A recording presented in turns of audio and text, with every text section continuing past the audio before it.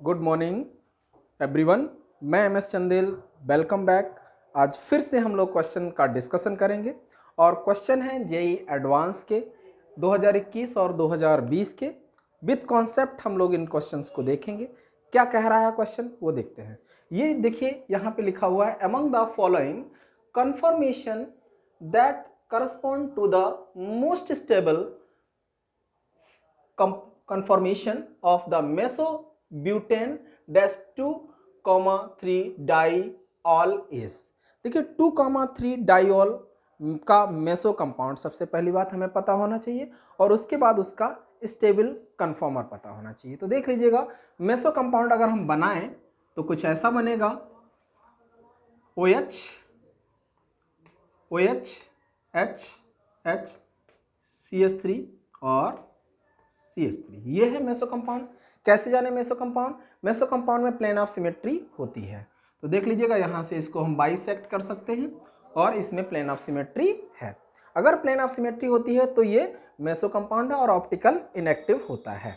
ठीक, अब इसका ये बनाया इन्होंने क्या है? ये बनाया है न्यूमैन प्रोजेक्शन फॉर्मूला। ठीक है, तो इसके लिए हम लोग 3 डायमेंशन विजुलाइज करेंगे तभी ये आंसर आएगा, अन्यथा नहीं आएगा। तो देख लेते हैं। मान लीजिए आपके पास ये है, देख लीजिएगा, ये अगर हम कहें ये कार्बन है, CH3 है, ये CH3, ये OH और ये OH, ध्यान रखना, ये OH, ये OH, ये CH3 और ये CH3।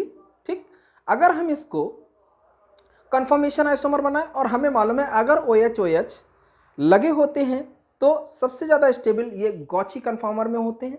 क्यों? क्योंकि वहाँ पे इंट्रामोलिकुलर हाइड्रोजन बॉन्डिंग बन जाता है।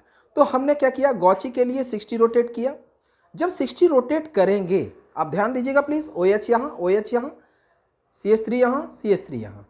अब अगर आप देखें तो यहाँ से अगर हम प्लेन पास करें तो ये CH3, ये कार्बन और ये OH एक प्लेन पे आना चाहिए और ये दोनों ऊपर होना चाहिए, यही तो है। तो अगर आप पहला देखें, यहाँ पे ध्यान रखना, अगर हम इसको यहाँ से कट करते हैं तो ये CH3, ये कार्बन और ये OH एक प्लेन पे आना चाहिए और एक OH ऊपर है और एक CH3 ऊपर है। तो देख लेना, यहाँ पे एक ही साइड में होने चाहिए, ये OH भी एक साइड में होना चाहिए और CH3 भी। तो यहाँ पे अगर हम देखें तो सबसे पहली बात ये तो स्टैगर्ड कन्फर्मर है, आंसर बिल्कुल गलत होगा। दूसरा अगर हम देखें, ये तो A था, ये मान लीजिए B है। इसको देखते हैं, यहाँ पे इंट्रामोलिकुलर हाइड्रोजन बॉन्डिंग बनेगी, इंट्रामोलिकुलर, यहाँ पे इंट्रामोलिकुलर हाइड्रोजन बॉन्डिंग बनेगी और यहाँ पे इंट्रामोलिकुलर हाइड्रोजन बॉन्डिंग बनेगी। लेकिन हमने आपको दिखाया कि जब इंट्रामोलिकुलर हाइड्रोजन बॉन्डिंग तो बनता है, लेकिन इनको अगर हम प्लेन से पास करते हैं तो ये प्लेन पे होना चाहिए और ये अबव द प्लेन। अगर आप यहाँ से कट करते हैं इसको तो देखिए एक CH3 ऊपर और एक OH ऊपर। यहाँ से अगर हम पास करते हैं तो एक CH3 ऊपर और एक OH ऊपर, और ये CH3, ये कार्बन और एक OH।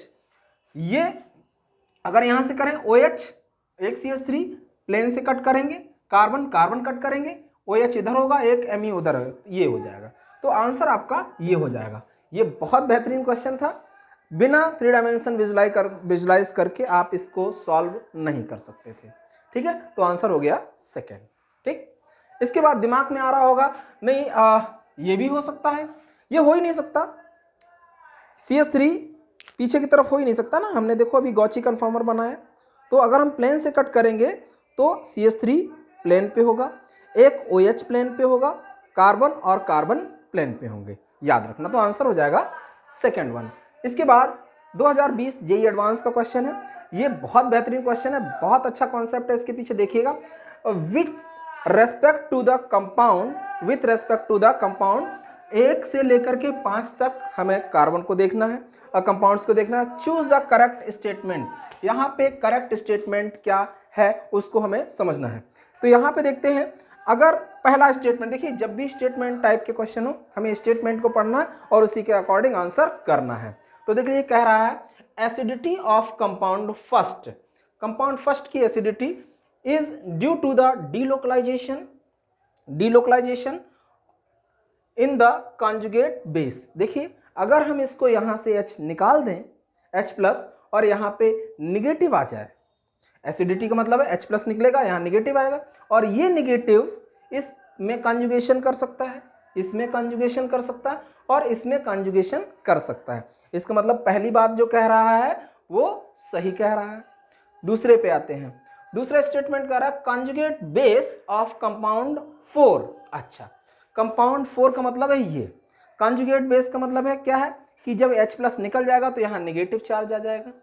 बोलो भाई, यहाँ पे क्या आ जाएगा? नेगेटिव चार्ज आ जाएगा, और नेगेटिव चार्ज आ जाएगा तो एरोमेटिक हो जाएगा, और ये काम बहुत अच्छी तरीके से करना चाहेगा, क्योंकि अभी क्या है, अभी नॉन एरोमेटिक है, लेकिन क्या हो जाएगा? एरोमेटिक हो जाएगा, तो एरोमेटिक नॉन एरोमेटिक से काफ़ी ज़्यादा स्टेबल होता है, तो ये काम कर सकता है, क्योंकि नेगेटिव चार्ज डिलोकलाइजेशन में पार्टिसिपेट करेगा और 6 पाई इलेक्ट्रॉन भी हो जाएगा। तो दूसरा आंसर भी यहाँ पे अगर ऑप्शन की बात करें तो दूसरा भी सही कह रहा है।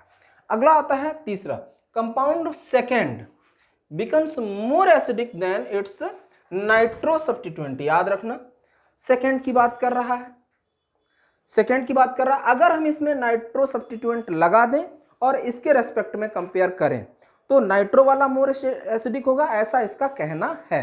बात तो सही है, नाइट्रो ग्रुप लगेगा, -R इफेक्ट लगेगा, -R इफेक्ट हमेशा एसिडिक स्ट्रेंथ को इंक्रीज करता है। तो बात तीसरी भी कह रहा है सही, क्योंकि ये मोर देन 1 करेक्ट है, तो A, B, C तो हो गए करेक्ट। चौथा देखते हैं, फोर्थ देखते हैं। फोर्थ क्या कह रहा है?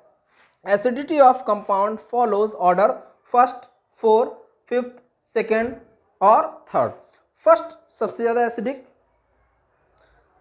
सेकेंड, फोर्थ उसके बाद नहीं, बिल्कुल गलत है। यहां पे रेजोनेंस होगा, जबकि यहां पे एरोमेटाइजेशन हो जाएगा, और यहां पे एरोमेटिक कैरेक्टर होने की वजह से सबसे ज्यादा एसिडिक आपका यही होगा। तो ये तो यहीं पे गलत हो गया, इसलिए आंसर आपका 4th इज इनकरेक्ट। तो ठीक है, फिर से हम लोग नेक्स्ट क्वेश्चन नए सेशन में मिलेंगे नए वीडियो के साथ। तब तक के लिए नमस्कार, खूब पढ़ते रहिए। Thank you for cooperation.